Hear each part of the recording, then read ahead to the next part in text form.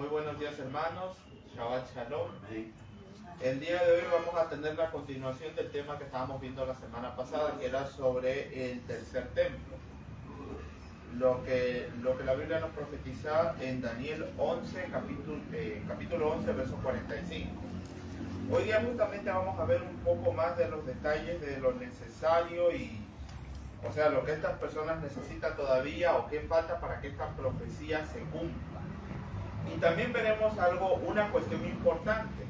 Vamos a responder a una pregunta muy importante. ¿Será que nosotros hoy, en la actualidad, necesitamos un templo en que esté ahí en Jerusalén? Hoy día vamos a responder esa pregunta, si sí o no. Antes de comenzar, les invito a que nos postremos de rodillas para orar.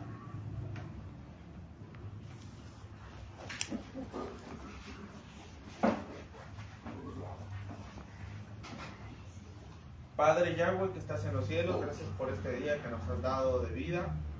Te pedimos que nos acompañes y nos dirijas en este estudio que vamos a tener el día de hoy.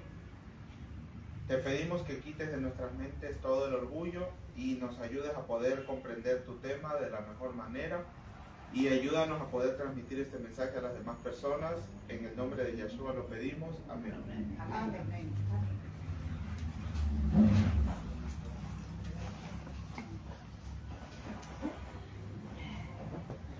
Ahora, primeramente les invito a que busquemos en Daniel capítulo 11, verso 44.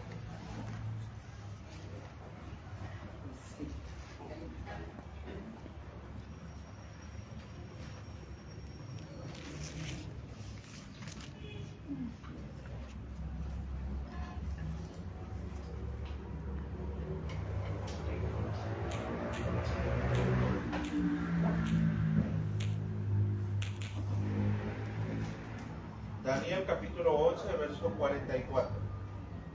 El primero que lo tenga, por favor, me ayuda con la lectura. Pero del este y del norte le llegarán noticias alarmantes y partirá enfurecido con ánimo de destruir y exterminar multitudes. Ya, primero recordemos la semana anterior estuvimos analizando un poco de este verso. Por ejemplo, aquí nos dice noticias del oriente y del norte, teniendo en claro y volviendo nuevamente a recordar dónde se encontraba justamente este rey del norte, que era justamente en la tierra gloriosa, que es, como pudimos ver la semana anterior, leímos varios versos bíblicos, que la tierra gloriosa justamente a qué se refiere, a Palestina, o sea, lo que es Israel hoy en día. Y teniendo en cuenta eso, ¿qué otro conflicto armado nosotros vemos que hay al norte? O sea, como quien dice, para arriba. ¿Qué otro conflicto importante podemos ver hoy en día? Justamente es la guerra que está hoy entre Rusia y Ucrania. Ese es un conflicto muy importante. Y ahora, sumado al conflicto que hay en Israel y Palestina, la tensión a nivel política en el mundo la situación está poniéndose muy tensa. ¿Por qué? Porque Estados Unidos no ha interferido de una manera directa, digamos así, con una confrontación militar directa contra Rusia o contra los palestinos. Pero lo que sí ha estado haciendo es enviando ayuda o financiar el armamento de esos países. Y es por eso que las otras potencias están en un estado tenso. ¿Por qué? Porque esa aparente paz que hay en el resto del mundo, podríamos decir que pende prácticamente de un hilo. Porque en cualquier momento esas otras potencias, como lo es Rusia, China, también tenemos Irán y en fin, otros países más que tienen también gran potencia militar. Y también, por cierto, me olvidaba, Corea del Norte también es un país muy poderoso. Estos países están esperando la más mínima oportunidad para atacar de una manera ya directa a Estados Unidos. Y de igual manera, Estados Unidos busca lo mismo. Se estima justamente que Estados Unidos ha aportado con 50.000 toneladas de armas y equipamiento militar, lo cual constituiría en un valor de 21.000 millones de dólares. Esa es la aportación que Estados Unidos ha estado dando específicamente a Israel. Para que Israel pueda seguir adelante con esta guerra. Y ahora muy bien, hoy en día, en estos días hemos visto en las noticias desde hace algunas semanas atrás que se habla mucho de un acuerdo de paz. Inclusive el presidente de Estados Unidos, Donald Trump, ha hablado de que ya la guerra en Israel prácticamente él ya la declaraba terminada por el acuerdo de paz que él estaba firmando y todo eso. Pero recordemos nuevamente el verso bíblico que nos dice. Nos dice obviamente que saldrá con ira para destruir y matar a muchos. O sea, este supuesto acuerdo de paz no va a llegar a ningún lado. O sea, lo que tenemos ahora es una aparente tregua. Porque igual siguen dándose ciertos incidentes allí en la Franja de Gaza o también en Rusia. Esta guerra no ha terminado. Ahora les invito a que busquemos el verso que sigue. Daniel capítulo 11, verso 45. Y plantará sus tiendas reales entre los mares en el monte glorioso y santo, porque llegará a su fin y no tendrá quien le ayude. En algunas versiones dice entre los mares y el monte glorioso y santo. Pero como pudimos escuchar en esta versión que acaba de leer Carlos, la versión que le acaba de leer es la Nueva Reina Valera del año 2000. Justamente esta versión en este verso es un poco más precisa. Porque nos dice entre los mares en el monte glorioso y santo. Otras versiones vueltas nos dicen entre los mares y el monte glorioso y santo. O sea, ¿qué quiere decir? Esta versión nos está afirmando definitivamente que el rey del norte planta sus tiendas en el monte glorioso y santo. En cambio, en las otras versiones nos da una idea, pero no tan clara, porque nos dice entre los mares y el monte, o sea, como que se ubica en medio de esas dos cosas. Pero aquí esta versión es un poco más precisa. Y como pudimos ver la semana pasada, ¿dónde se ubicaba este monte glorioso y santo? Era justamente en Jerusalén, el monte Moria, que se encuentra justamente allí donde en tiempos pasados se alzó alguna vez el templo. Ahora, si para algunos todavía les queda duda de que justamente la ubicación que nos da la Biblia es referente a lo que es Palestina, voy a dar lectura de una cita del Comentario Bíblico Adventista. Comentario Bíblico Adventista, tomo 4, sobre Daniel 11:41. O sea, es un comentario que nos hacen allí. Y nos dice aquí, con respecto a eso, dice, se refiere a Palestina, la tierra que era la porción y la herencia del pueblo de Dios. Ahí nos da algunos versos bíblicos para que los podamos leer. Obviamente hoy no los vamos a leer porque la semana pasada ya vimos eso a fondo. El término hebreo ha-sevio, traducido como gloriosa, se aplica específicamente a Palestina. O sea que es algo que ya los adventistas hemos creído desde hace mucho tiempo. Que hoy en día se trate de dar otra interpretación al texto bíblico ya es otro asunto muy diferente. Ahora algunas personas probablemente dicen, pero en Israel no solamente hay un monte santo, podríamos decirlo así, sino que otras personas dicen que esta interpretación no es correcta porque cerca de Israel también existe otro monte que también tuvo un rol protagónico en alguna parte de la historia de Israel, que es el monte Sinaí. Algunas personas dicen que justamente por el hecho de que la Biblia diga el monte glorioso y santo no se refiere específicamente al monte Moria. Algunas personas dicen eso, pero hoy vamos a ver en la Biblia cuál es ese monte sagrado y santo. O sea, el monte glorioso y santo. Les invito a que busquemos primeramente en Salmos capítulo 2, verso 6. Salmos capítulo 2, verso 6. El primero que lo encuentre, por favor, me ayuda con la lectura.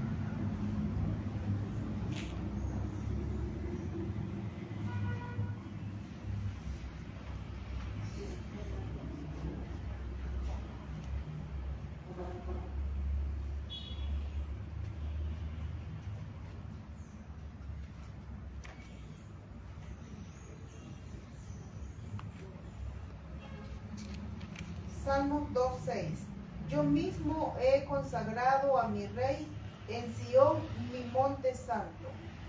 A ver, aquí debemos tomar en cuenta varias cosas. Primeramente, aquí se nos habla de que Dios consagró en aquel entonces a un rey, ¿sobre qué? Sobre Sión.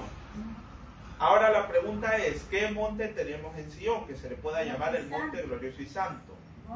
O el monte santo, justamente ¿cuál es? Es el monte Moria, no es el monte Sinaí, como otros dicen. Ahora vamos a otro verso de la Biblia más. Vamos a Zacarías capítulo 8, verso 3.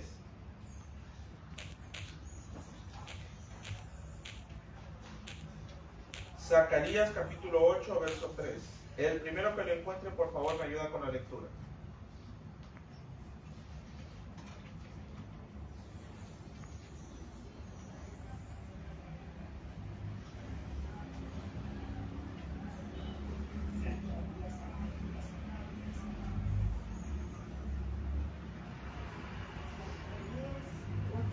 Zacarías capítulo 8, verso 3.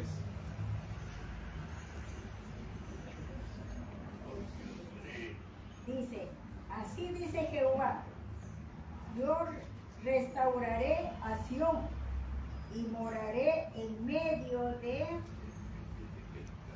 Jerusalén, y Jerusalén se llamará ciudad de la verdad, y el monte de Jehová de los ejércitos, monte de santidad.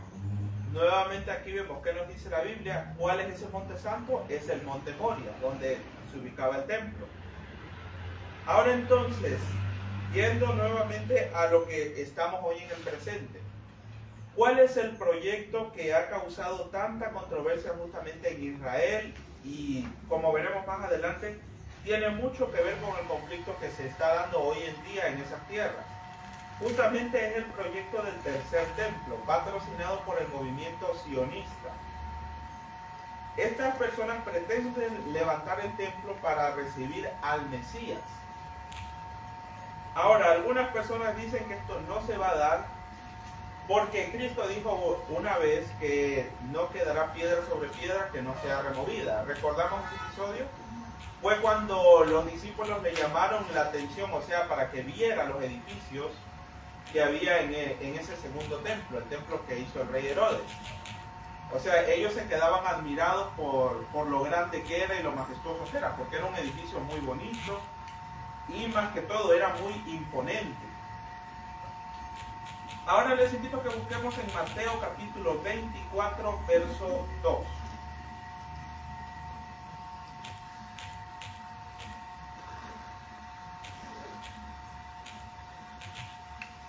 Mateo 24, 2.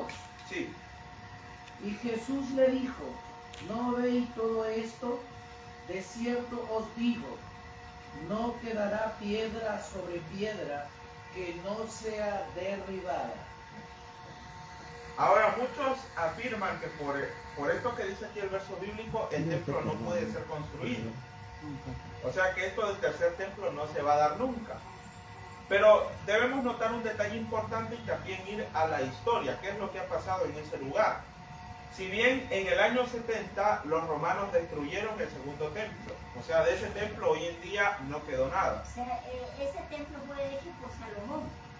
No, ese no. Del que estamos hablando ahorita es el segundo templo. El templo que dice usted fue el primero. Porque, a ver, pongamos las cosas claras, recordemos nuevamente. El primer templo que hubo en Jerusalén lo hizo Salomón. Ese lo destruyeron los babilonios cuando se llevaron al pueblo de Israel cautivo a Babilonia. Ese cautiverio duró 70 años. Después, cuando ellos regresan, ellos comienzan la construcción del segundo templo. Y ese templo es el que está en pie cuando Jesús dice estas palabras. Y ese templo fue destruido en el año 70 por los romanos. Y eso de ahí, con respecto a eso, se describe muy bien en el conflicto de los siglos, lo que está en el primer capítulo de ese libro.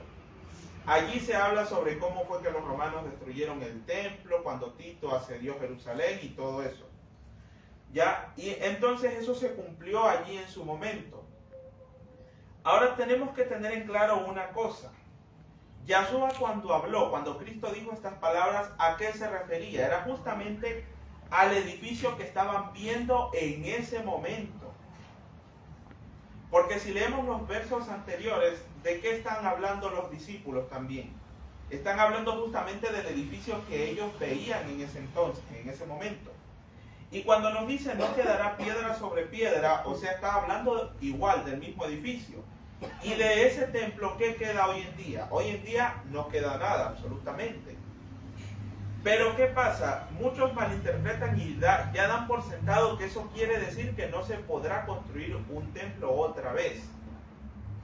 Ahora vamos a ir en la Biblia, vamos a ver ahora algunos ejemplos de que cuando la Biblia nos dice de que algo no va a ser construido nuevamente o que algo va a quedar en ruinas, eso queda en ruinas y no se puede volver a construir nada más.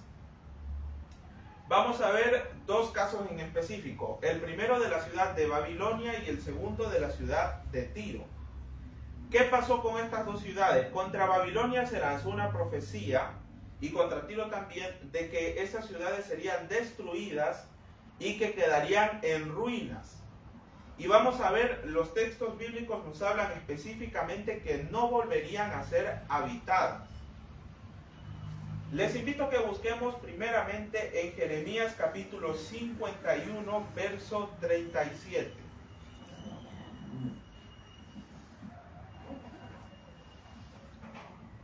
Jeremías capítulo 51, verso 37. El primero que lo encuentre, por favor, me ayuda con la lectura.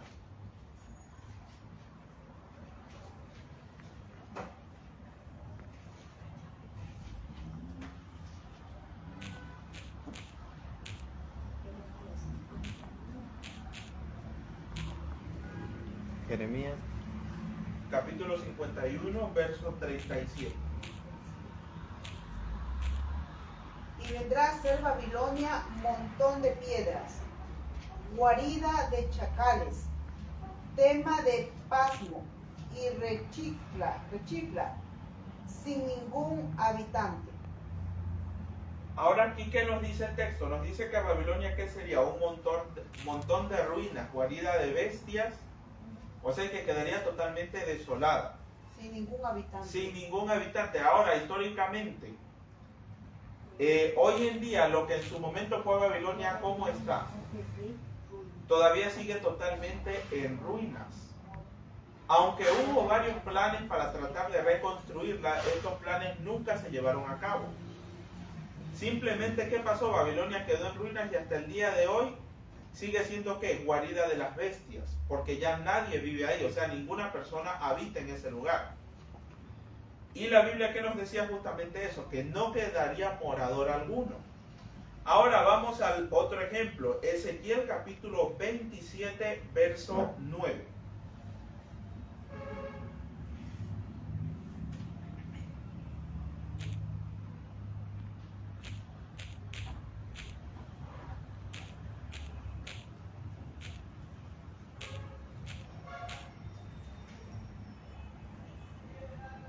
Perdón, Ezequiel capítulo 26, verso 14. Sí, estaba mal puesto aquí el verso bíblico. Ezequiel capítulo 26, verso 14. Ezequiel 26. Ezequiel capítulo 26, verso 14. Dice la palabra de Dios así: haré de ti una roca desnuda, un tendero de redes, nunca más serás edificada, porque yo Jehová y hallada, dice Jehová el Señor, Jehová. Ahora vamos nuevamente a leer, nos dice así: haré de ti una roca desnuda, un tendedero de redes, nunca más serás edificada, porque yo Jehová he hablado, dice Jehová el Señor. A ver, aquí en estos dos ejemplos que hemos podido ver, el texto bíblico es muy claro y nos dice específicamente que no volverían a ser construidas estas ciudades.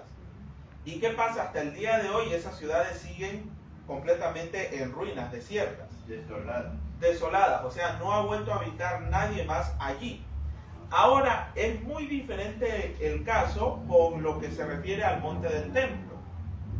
¿Por qué? En ese lugar, después de que el templo fue destruido, ¿qué pasó? En el año 131 el emperador Adriano hizo reconstruir nuevamente Jerusalén.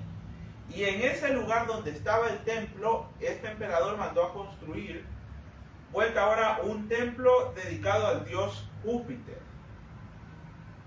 O sea, y después de, mucho tiempo después de que este templo a Júpiter fue destruido también, fue que se levantó lo que sigue en pie hasta nuestros días, que es esa mezquita que está ahí arriba, la mezquita de Al-Aqsa. Ahora, si fuera así como muchos afirman, de que no quedaría piedra sobre piedra, que fuera algo, por decir así, una sentencia que decretaba que el templo no, o sea, que ese lugar no iba a tener ninguna construcción nunca más, lo que hemos visto a lo largo de la historia es lo contrario, porque han seguido habiendo construcciones allí. Claro, o sea, el templo en sí no se ha vuelto a construir, sino que lo que estoy explicando es que algunas personas dicen, no quedará piedra sobre piedra, entonces dicen que nada más se va a volver a construir ahí. Pero ¿cuál es el caso? Vemos hoy en día que está allí, está una mezquita.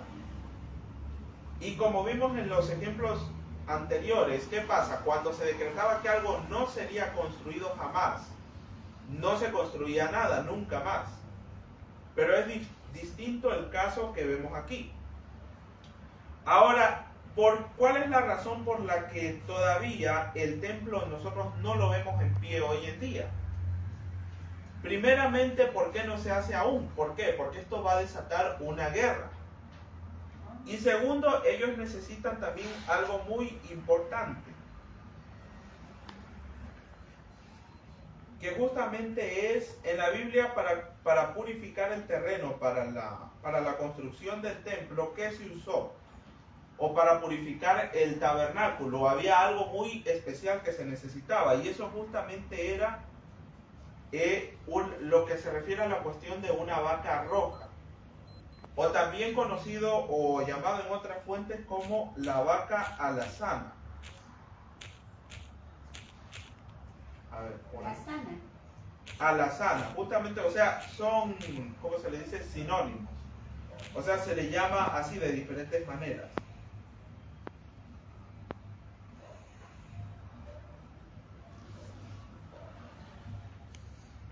A ver, les invito a que busquemos primeramente en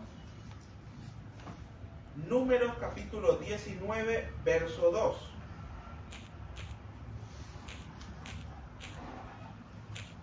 Números capítulo 19, verso 2, para que podamos entender un poco más el concepto y la importancia de que las personas que planean esto tengan justamente esa vaca. 29 o 19. 19.2. Ah, ya. Primero va a dar lectura del verso 2 y de ahí por favor nos ayuda con la lectura del verso 9. 19:2. Sí, primero 19.2 y de ahí bajamos a leer el verso 9 del mismo capítulo. Esta es la ordenanza de la ley que Jehová ha prescrito diciendo, di a los hijos de Israel que te traigan una vaca alazana perfecta en la cual no haya falta, sobre la cual no se haya puesto yugo, o sea, eso que saben ponerle en la cabeza. Claro, esta vaca que se necesitaba para el sacrificio, ¿cómo tenía que ser? Tenía que estar completamente sana. Sin defecto. Sin defecto. ¿Y qué más nos dice? O sea, que no le hayan puesto nunca un yugo, o sea, que nunca haya sido usada en el trabajo del campo. El trabajo del campo, eso quiere joven. Ya, ahora hasta aquí, teniendo en cuenta estas características, ¿a quién representaba esa vaca? Vamos al 9. Sí, ahora vamos al verso 9. Ya. Verso 9 dice, y a un hombre limpio recogerá las cenizas de la vaca y las pondrá fuera del campamento en lugar limpio, y las guardará la congregación de los hijos de Israel para el agua, purificación en una expiación. Ya, aquí nos dice, en otra versión nos dice, todo esto es un sacrificio, ¿por qué? Por el pecado. O como dice la versión que acaba de dar lectura, por una expiación.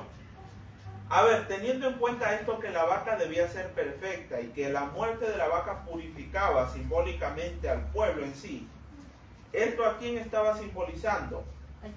A Yahshua, o sea, a Cristo. En otras palabras, esto en sí mismo ya se cumplió. O sea, hoy en día no tenemos por qué hacer eso. Porque ya Yahshua ya dio su vida. O sea, porque eso ya pasó. Ya pasó. Pero ahora en cambio, estas personas que están impulsando este proyecto están yéndose completamente en contra de la voluntad divina. Porque ellos igual siguen buscando, o sea, la manera, o sea, de obtener esas vacas para poder sacrificarlas y tener justamente lo necesario para levantar el templo. ¿Por qué? Ellos afirman en varias páginas, justamente a lo largo de esta semana estuve leyendo varios artículos, donde ellos afirman que el pueblo judío necesita ser purificado. ¿Por qué? Porque la última vez que se hizo esa purificación con las cenizas de esa vaca, eso fue en el segundo templo, que fue destruido por los romanos.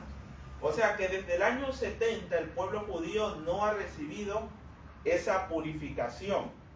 Entonces, según lo que afirman los eruditos judíos, se necesita justamente el sacrificio de esa vaca para poder comenzar a construir el templo. O sea, por medio de esas cenizas purificar al pueblo judío. Y ahora esto de aquí que nosotros probablemente lo tomamos como algo a la liviana o algo del pasado, porque lógicamente eso ya se cumplió, hoy en día está generando mucha tensión en Israel. ¿Por qué? Porque justamente lo que nosotros vimos, lo que sucedió el 7 de octubre, hace algunos años atrás, cuando el grupo Hamas atacó a Israel, simplemente las noticias nos dijeron que sucedió simplemente porque sí, o sea, que el grupo Hamas llegó el 7 de octubre y comenzó a secuestrar personas y a matar gente y se las llevó, o sea, porque sí, simplemente. Pero no, esto de aquí ya eran tensiones que venían acumulándose desde hace siglos atrás, o sea, desde hace mucho tiempo atrás, y vamos a ver hoy en día justamente por qué.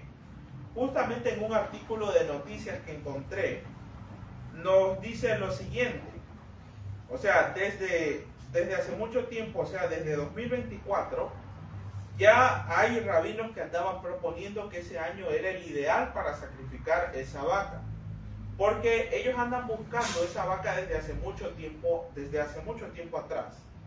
Sea roja. O sea, esa vaca roja. Y los requisitos, ¿cuáles son? Esa vaca debe tener si no me equivoco, son 2 años y 1 mes. Y durante todo ese tiempo a la vaca no tiene que salirle o sea, 3 años y 1 mes. Ya lo vamos a ver ahorita más adelante. O sea, y durante todo ese tiempo a la vaca no tiene que haberle salido ni un solo pelito blanco. Porque si le sale un pelito blanco, ya la vaca se considera impura. Y ya no sirve para el propósito que ellos buscan.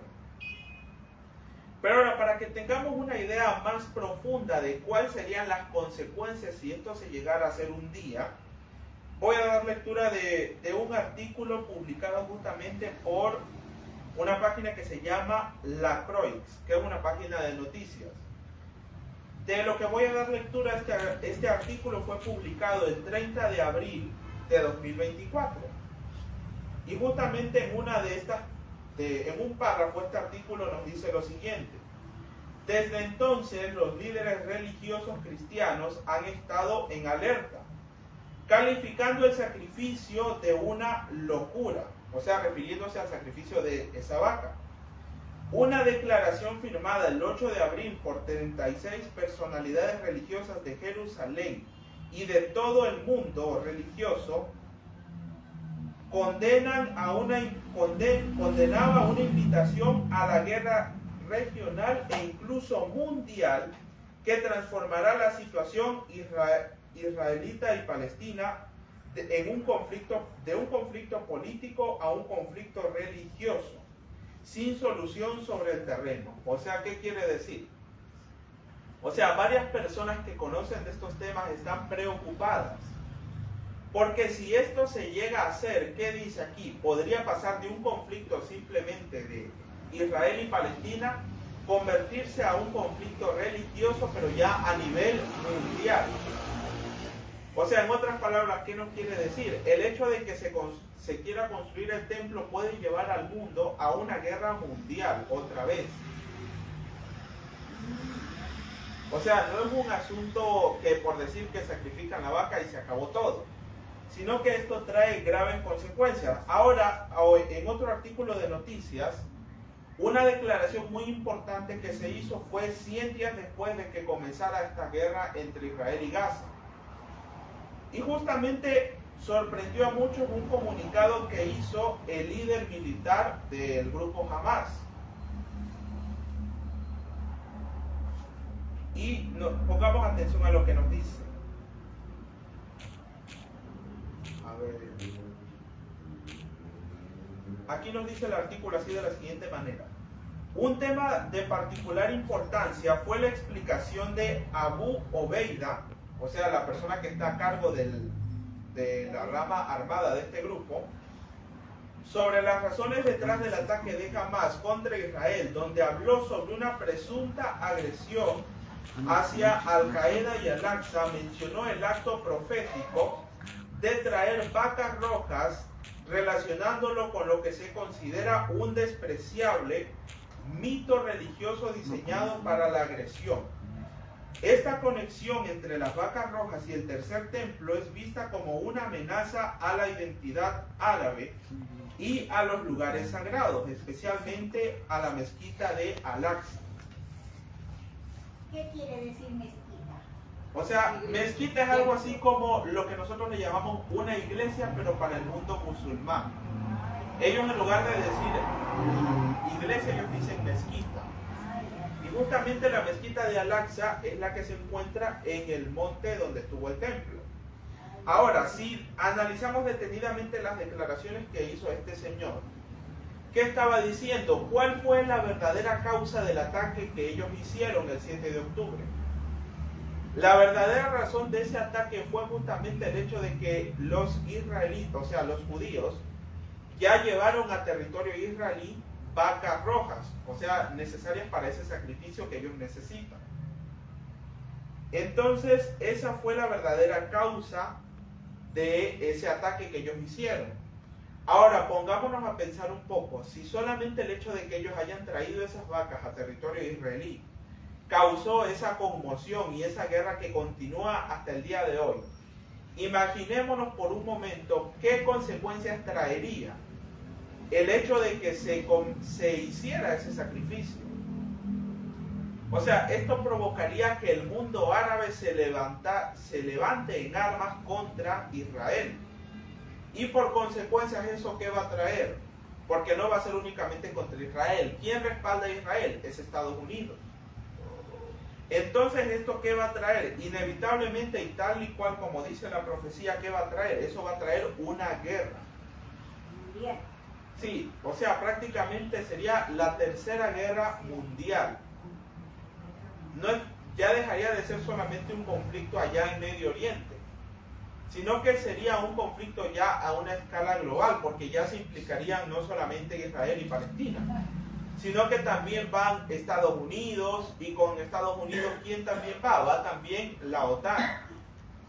Y en cambio, del otro lado de Palestina tenemos a Irak, el Líbano, tenemos también Yemen, y también ¿quién es aliado de Irak? También tenemos a Rusia.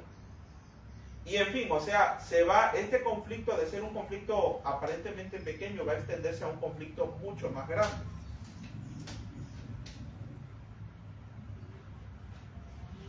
Ahora vamos a la pregunta. ¿Es necesario en nuestros días que se construya un templo, sí o no? De antemano vamos a adelantar, la respuesta es justamente no. ¿Por qué no necesitamos un templo físico? Les invito a la Biblia, que busquemos en Hebreos capítulo 8, versos del 1 al 2. Hebreos capítulo 8, versos del 1 al 2.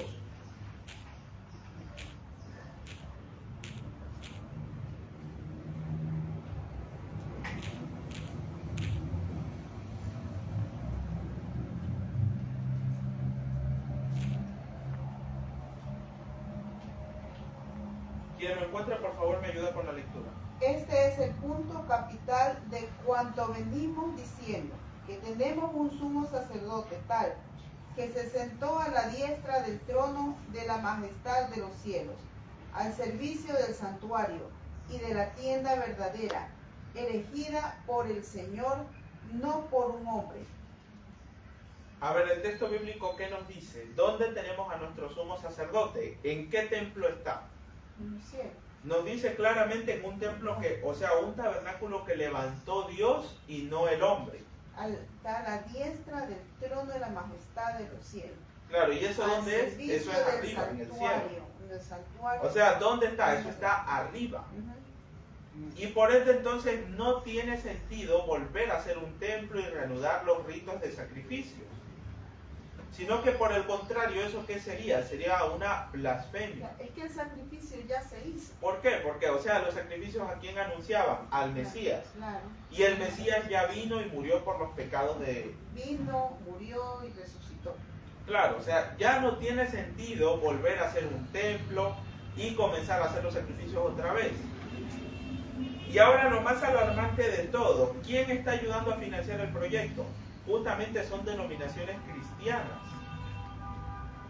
O sea, y en específico, quien está facilitando justamente este asunto de las vacas que llevaron a Israel, ¿quiénes son? Son cristianos evangélicos. Iglesias protestantes. O sea, iglesias protestantes son las que están ayudando a que esto se reanude otra vez.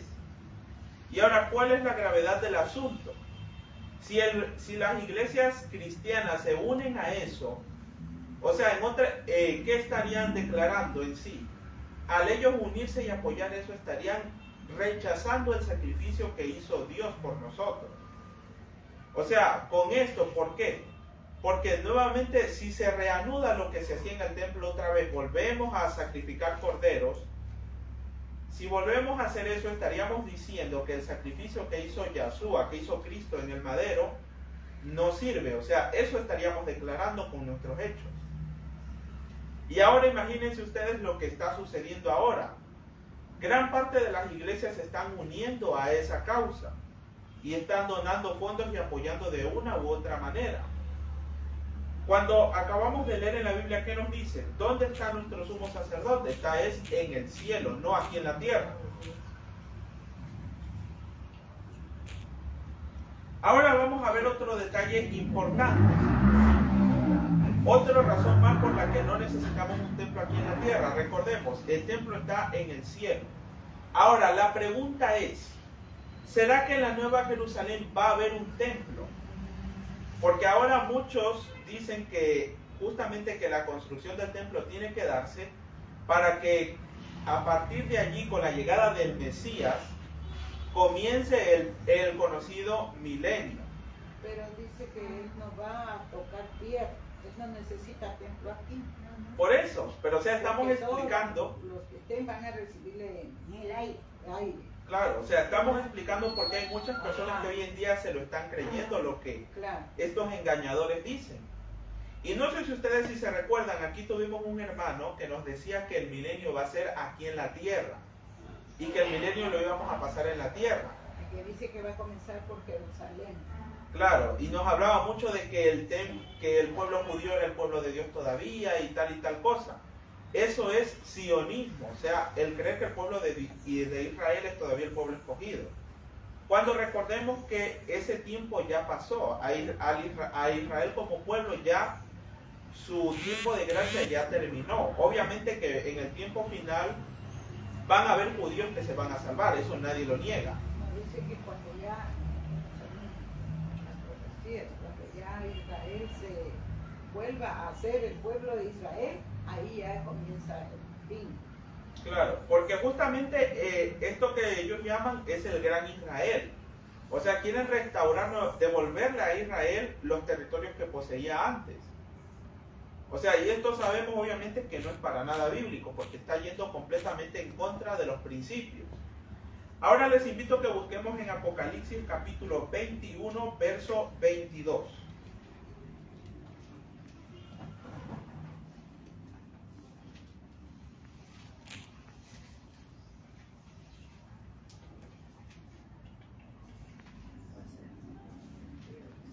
Apocalipsis capítulo 21, verso 22. Quien lo tenga, ayúdeme con la lectura. Pero no vi santuario alguno en ella, porque el Adón, el Dios Todopoderoso y el Cordero es su santuario. ¿Qué nos dice entonces en la Nueva Jerusalén? Tampoco va a haber templo. Entonces con esto queda más que claro que estas personas que están financiando y llevando a cabo ese proyecto, ¿del lado de quién están entonces? Si Dios no aprueba que se haga otro templo aquí en la tierra. Del lado de Satanás. Directamente del lado de Satanás. Y ahora voy a darles lectura de una cita muy importante que podemos encontrar en el conflicto de los siglos, en el capítulo 40. Justamente allí, ya hablando del contexto de las plagas finales, o sea, ya las plagas que se derraman cuando el tiempo de angustia se cierra, aunque hoy la mayoría de adventistas niega que este templo se vaya a hacer. O sea, hay que tener en claro una cosa, el templo se va a construir. Se van a volver a reanudar estos ritos, pero esto ya no viene de parte de Dios, sino que viene de parte de quién, de parte del enemigo. Entonces esa sería la abominación desoladora. Claro, allí ya vamos llegando a ese punto. Y vamos a ver una cita muy importante. Vamos a ver lo que nos dice aquí hablando en el contexto de las plagas. Nos dice así: los profetas describen cómo sigue el estado de la tierra en tan terrible tiempo. El campo fue destruido, enlutóse la tierra, porque se perdió la miel del campo. Secáronse todos los árboles del campo, por lo cual se secó el gozo de los hijos de los hombres. El grano se pudrió debajo de sus terrones. Los bastimentos fueron asolados. Cuánto gimieron las bestias. Cuán turbados anduvieron los bueyes, porque no tuvieron pastos. Se secaron los arroyos de las aguas, y el fuego consumió las praderías del desierto. O sea, esto nos está hablando ya, recordemos, una de las plagas que se describe en Apocalipsis es que al sol se le da poder, ¿para qué? Para que caliente mucho más de lo normal. Y con respecto a esa plaga es lo que se nos está contando aquí. Y aquí nos cita algunos versículos. Joel capítulo 1, verso 10, bueno, y hay otros versos más. Pero ahora pongamos atención a lo que el verso que Elena de White cita en esta parte, que nos dice así de la siguiente manera: y los cantores del templo aullarán en aquel día, dice el Señor Jehová. Muchos serán los cuerpos muertos en todo el lugar, echados serán en silencio. O sea, ¿qué nos quiere decir? O sea, para que hayan cantores del templo, ¿eso qué quiere decir? Obviamente tiene que estar un templo. Este verso, esta cita la encontramos en el conflicto de los siglos, en la página 686, el párrafo 1. Y con respecto al verso que dice sobre los cantores del templo, lo encontramos en Amós capítulo 8, verso 3. Vamos a darle lectura. Busquemos en nuestras Biblias, Amós capítulo 8, verso 3.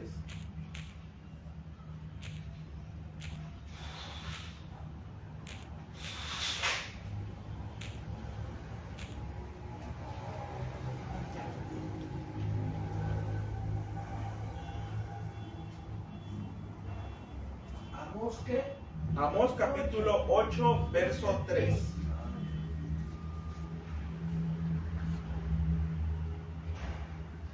Y los cantores del templo aullarán. En aquel día dice Yahweh el Adón. Muchos serán los cuerpos muertos, en todo lugar serán echados en silencio. Entonces, a ver, según lo que estamos leyendo aquí, en el conflicto de los siglos, ¿de qué se nos está hablando ya? No se nos está hablando del tiempo del Israel pasado, sino que ya en qué época nos trasladamos, ya cuando el tiempo de gracia se cierra. O sea, ese momento todavía no ha llegado. ¿Y quién dice aquí que está lamentándose? Los cantores del templo. O sea, por ende, Elena de White nos hace una referencia a que el templo va a estar allí. O sea, específicamente ella no nos comenta sobre Daniel 11:45. Pero recordemos una cosa muy importante. Dios revela luz a cada generación, o sea, es diferente. O sea, lo que era la luz que Dios reveló a los pioneros en su momento, probablemente no estaba del todo completa. O sea, no reveló en sí todos los detalles. Ojo, no quiero decir que lo que los pioneros creían estaba mal.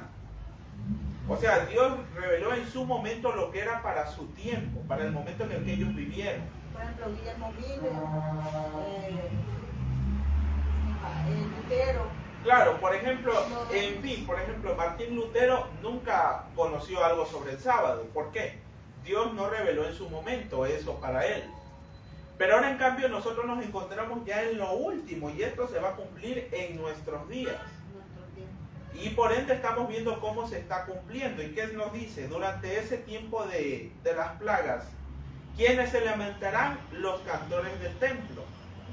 Y ese coro del templo ya existe hoy en la actualidad y se están preparando desde hace muchos años.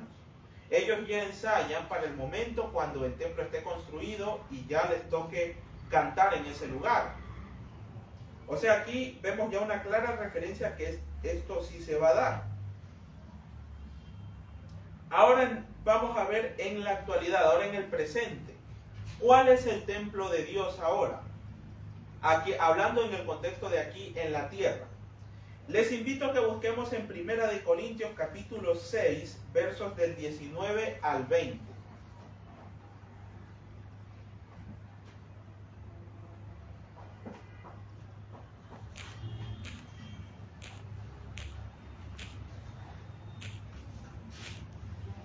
¿O no saben que su cuerpo es templo del Espíritu Santo, que está en ustedes y han recibido de Dios y que no se pertenecen? Han sido bien comprados. Glorifíquese por tanto a Dios en su cuerpo. A ver, entonces aquí ¿qué nos quiere decir? ¿Quién es el templo? ¿Cuál es el templo ahora en la actualidad? El cuerpo. Somos nosotros, o sea, cada uno de nosotros. Ahora vamos a 1 Corintios capítulo 3, verso 16. 1 Corintios 3, 16.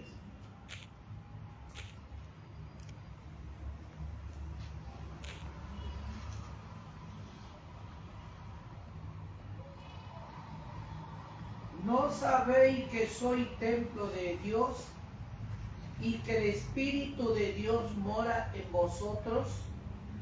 Entonces ahora, ¿cuál es ese templo de Dios ahora en la actualidad? ¿Acaso es un edificio de 4 paredes? No, nosotros. No, El cuerpo. sino que somos cada uno de nosotros. Entonces, porque hoy en día hemos tenido un concepto tremendamente equivocado. Nosotros le llamamos iglesia al edificio, pero la Biblia no nos dice eso. La Biblia nos dice otra cosa completamente distinta. Cuerpo es templo. Ahora vamos, justamente más específicamente, vamos a Efesios capítulo 2, versos del 21 al 22.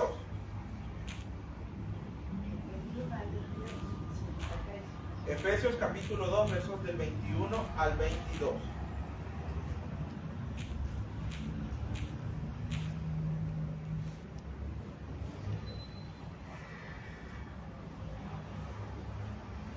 Efesios 2, 21 al 22. Sí. En quien todo edificio bien coordinado va creciendo para ser un templo santo en el Señor. El 22. El 22 falta. En quien también vosotros sois juntamente edificados para morada de Dios en el Espíritu. Entonces, ¿quién es el templo hoy? Finalmente llegamos a la conclusión. El templo somos cada uno de nosotros. De igual manera, ¿quién es la iglesia o qué es la iglesia? La iglesia no es una organización ni un edificio, sino que ¿quiénes somos? Somos cada uno de nosotros. Y por ende entonces, el hecho de que cualquiera la voluntad divina y poniendo lo que nosotros queremos. Y esto no es algo que viene de ahorita nada más, sino que ya es algo que se profetizó hace muchísimo tiempo. El mundo entero iría en apostasía contra Dios. O sea, ¿por qué? Despreciando su ley y todos sus mandamientos. Ahora vamos a 2 de Tesalonicenses, capítulo 2, versos del 3 al 4.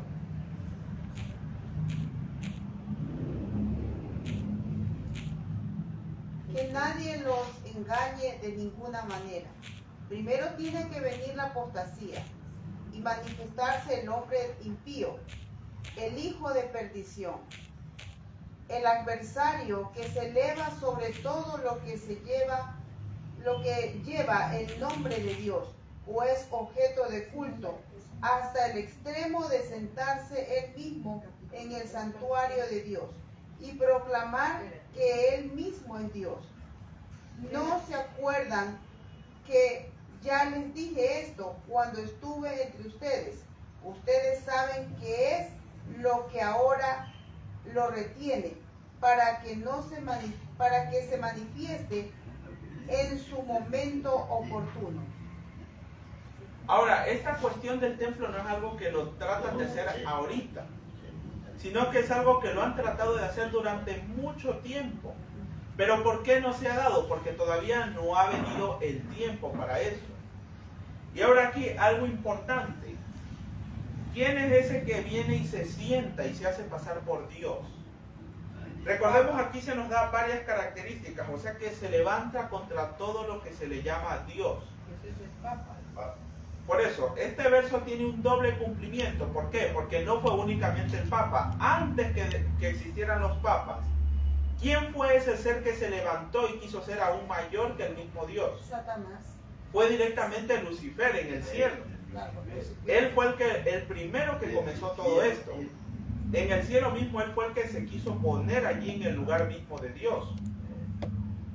Pero ahora, como sabemos muy bien, en el cielo era completamente imposible que lograra eso. Sino que ahora, ¿qué va a tratar de hacer?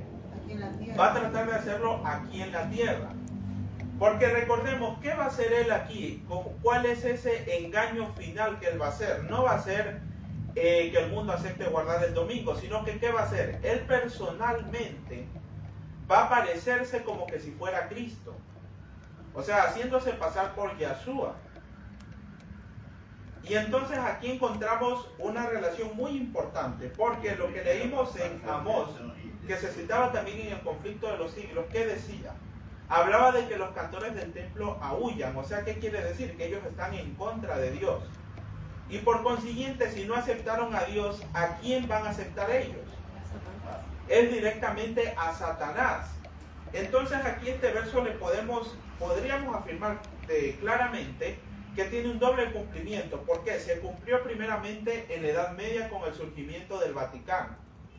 Y ahora, el segundo cumplimiento, ¿cuál será? Cuando venga él personalmente y establezca finalmente este falso sistema de adoración. Y cuando el mundo entero caiga creyendo que es el Mesías, o sea que es Cristo.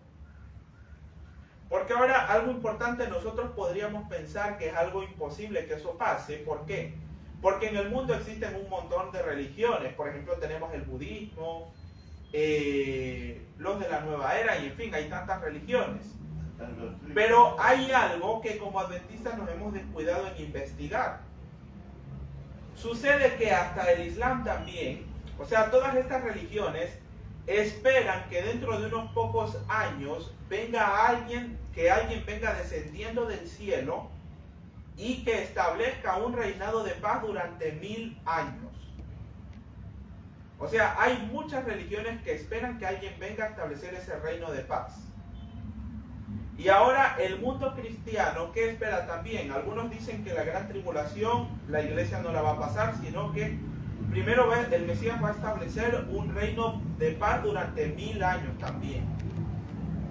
Y recordemos, ¿cuál va a ser cuál va a ser la causa en sí misma del ecumenismo? Recordemos que nos dice el conflicto de los siglos. Puntos comunes de doctrina. Ahora, ¿qué creen que va a pasar? Si todas las religiones esperan que alguien venga del cielo, y cuando llegue el momento y venga ese ser descendiendo del cielo y diga que es Cristo, y reafirme nuevamente que hay que guardar el domingo y todos esos errores satánicos, ¿qué creen que va a pasar? Si todas las religiones creen que eso es algo verdadero y lo esperan y ven que viene, obviamente todas las religiones van a aceptar lo que este ser diga. Muchos se perderán. Pero ahí hay una cosa que dice que cuando el Señor verdadero de Jesucristo venga, dice que todo ojo lo verá. Sí, pero precisamente eso, ese detalle lo conocemos nosotros como adventistas, pero las demás religiones no. Por ejemplo, el mundo evangélico, ¿qué está esperando? Espera el arrebatamiento. O sea que de un momento a otro la iglesia será raptada y no pasará por la tribulación. Algo que es una doctrina jesuita, no es bíblica. Porque sabemos perfectamente nosotros que el pueblo de Dios tiene que pasar por la tribulación. Por ejemplo, en la Biblia se da varios ejemplos y se compara como cuando se forja la plata. ¿Cuál es el proceso para que la plata llegue a ser ese metal precioso que nosotros conocemos?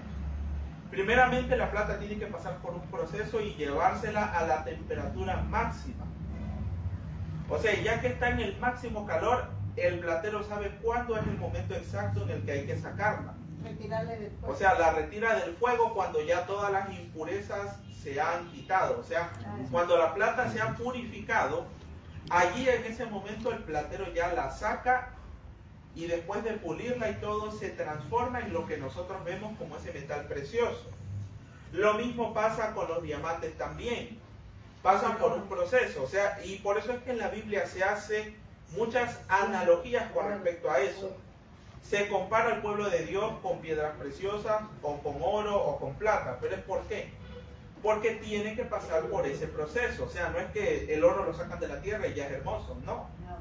O sea, todo tiene que pasar por un proceso. Ahora entonces, ¿qué creen que sucederá? ¿Qué creen ustedes que sucederá si la iglesia espera ser milagrosamente raptada de un día para el otro y no pasar por la tribulación? Cuando venga Satanás haciéndose pasar por Dios, la gente no se va a dar ni cuenta que es Satanás. ¿Por qué? Porque no estaban atentos. Porque dice que hasta milagros hará. Exactamente. O sea, y por eso si el texto bíblico nos dice, tratará de engañar si fuere posible, aún a los escogidos. Sí. O sea, no es algo de cualquier cosa. O sea, no es una cosa que debemos tomar a la ligera. O sea, imaginémonos ese espectáculo que va a ser ese día. O sea, va a descender directamente del cielo. El conflicto de los siglos nos habla muy claramente sobre eso, nos da una descripción detallada. ¿Qué nos dice? Satanás imitará inclusive el tono de voz que tenía Cristo. Dice allí que su voz será suave y apacible. Tendrá las marcas de la crucifixión. O sea, hará milagros, sanará a las personas. Inclusive hablará de las bienaventuranzas, dará bendiciones a los que le sigan. O sea, todo aparentemente parecerá que de verdad es el Hijo de Dios. Pero ¿qué pasa? ¿Quiénes podrán resistir el engaño? Aquellos que estén atentos a la profecía y que estudien la palabra. ¿Por qué? Dice, hermano, perdón, dice hermano que como arena del mar serán los perdidos. Claro, ¿por qué? Hoy en día las religiones ¿en qué se basan? En los sentimientos. O sea, en los sentidos, o sea, en lo que se ve y se siente. O sea, muchos se basan en que el Espíritu Santo se siente de tal forma o que ven tal cosa. O sea, nuestra fe no se basa en eso. Sino que por el contrario, ¿qué es la fe? La fe es la certeza de lo que no se ve. En cambio, hoy en día, ¿qué pasa con la mayoría del mundo cristiano? Se basan en emociones, en predicaciones sentimentalistas y todo, en fin. O sea, ¿y cuando llegue el momento, cuando Satanás se aparezca, ¿qué van a hacer? Se van a dejar llevar por sus sentidos, por lo que ven, por la emoción que sienten. Y en Romanos también dice, la fe es por el oír y el oír la palabra de Dios. Esa es la fe. Por eso, o sea, nuestra fe no se define por lo que nosotros vemos. Pero dice que Él se aparecerá en una parte, en otra. No creáis, dice que ese no es. Porque cuando el Señor venga, cuando Jesús venga, todo ojo lo verá, dice. Esa es la... Sí, Claro, esa va a ser la gran diferencia. sí, que todo ojo lo verá. Todo ojo le va a ver y algo más importante, no va a tocar la tierra. Vamos a recibirle. ¿Por qué? Solo con el hecho de que el Hijo de Dios se acerque a la tierra va a estremecerse, y la Biblia nos dice, habrá un terremoto como nunca ha habido en la historia y ni volverá a haber jamás. O sea, solo con el hecho, si tomamos en cuenta ese detalle, solo con el hecho de que se acerca a la tierra se estremece de esa manera. Ahora imagínense qué sucedería si el Hijo de Dios pusiera un pie en este mundo. El mundo se destruiría directamente. Porque este mundo pecador no soportaría la presencia del Hijo de Dios. Y ni se diga la presencia de Dios el Padre. Seríamos completamente destruidos. Pero eso nosotros lo conocemos, ¿por qué? Por el estudio de las Escrituras. Y los que ignoran. Y los que ignoran, ahí viene el problema. Por eso es la importancia de predicar este mensaje hoy, en la actualidad. Esto es verdad presente. Por ejemplo, esta es la verdad presente para nosotros, porque hay muchos que no la conocen. Incluso adventistas, ¿no? Porque igual, aún la iglesia adventista, podríamos atrevernos a decir que está dormida. Por ejemplo, en la iglesia adventista, a nadie le hablan que del tercer templo que se va a construir, esto que está en proceso de cumplimiento, que Daniel 11:45, o sea, nada que ver. Sino que por el contrario, ¿qué se dice? No, es que Daniel capítulo 11 es un verso espiritual. Y lo que se nos habla ahí son símbolos. Y comienzan a interpretarlo de una manera completamente antibíblica. Porque algunos dicen que es un conflicto entre el ateísmo y el cristianismo. Pero hemos podido ver nosotros perfectamente que eso no tiene absolutamente nada que ver. Sino que de qué nos está hablando la profecía. Va a venir destrucción y guerra. Es que ya lo estamos viendo. O sea, ya lo comenzamos a ver, y lo más alarmante de todo es que ya lo vemos, y la mayoría de adventistas dicen que no hay por qué alarmarse. Que todavía no es tiempo de salir, que debemos estar tranquilos, hay que construir todavía más iglesias, y no solamente la corporación adventista, también los grupos de verdad presente. Muchos se toman el nombre de verdad presente para hacer negocio. Muchos siguen pensando, voy a agrandar mi grupo, voy a abrir más iglesias, y hay gente que sigue todavía haciendo eso. Ya no es el tiempo. Cuando hoy en la actualidad ya no es el tiempo de ponernos a abrir y construir más iglesias, ese tiempo ya pasó. Ahorita en la actualidad ya nos encontramos en los últimos versos del libro de Daniel. O sea, ya todo ha alcanzado casi su cumplimiento total.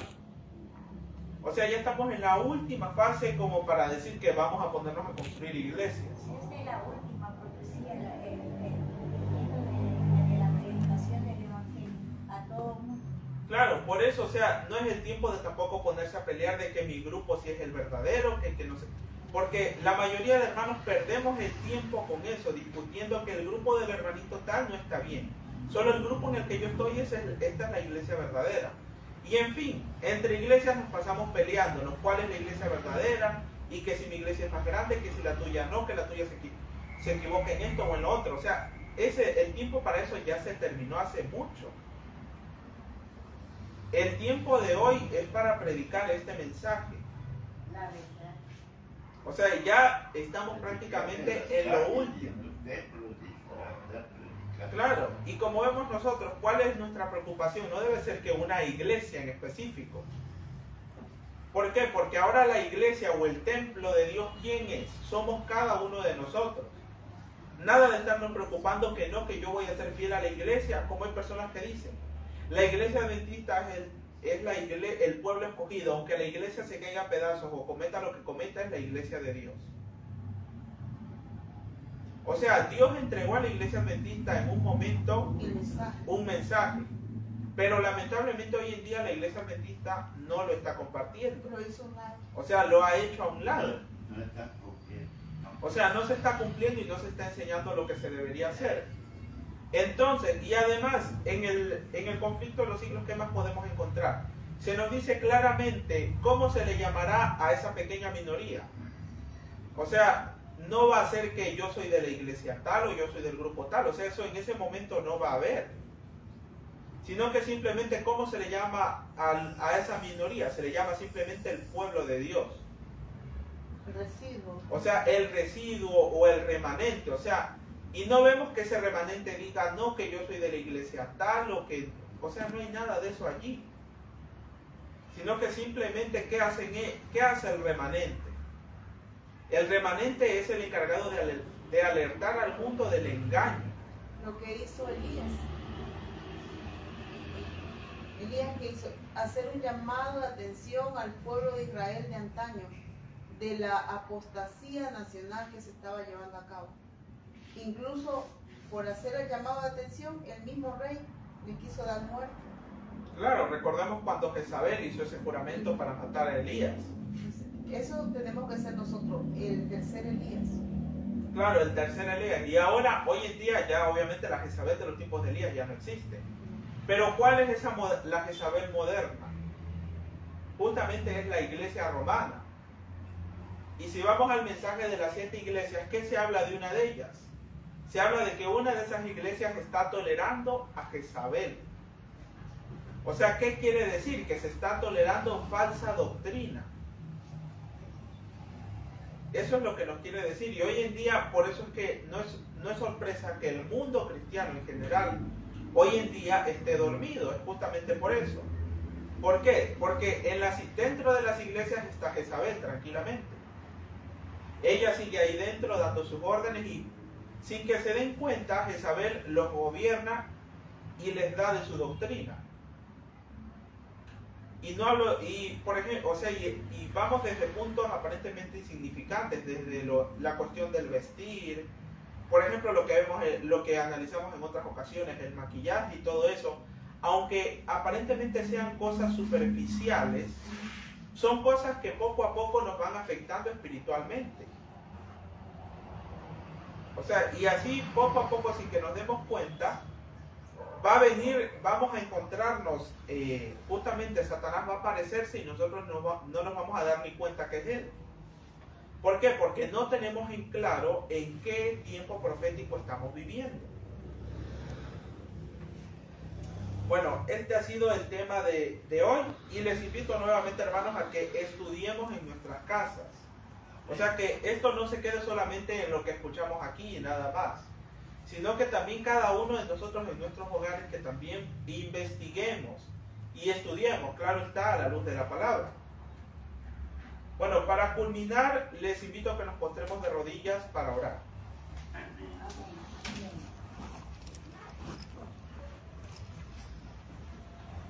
Padre Yahweh que estás en el cielo, gracias por esta oportunidad que tú nos has dado de estudiar tu palabra. Te damos gracias por esta luz que tú nos has revelado el día de hoy. Te pedimos, Padre, que tú nos des la fortaleza para ser fieles a este mensaje y para poder predicarlo a las demás personas. Ayúdanos también para hacer un testimonio vivo de tu palabra. En el nombre de Yeshua lo pedimos. Amén. Amén.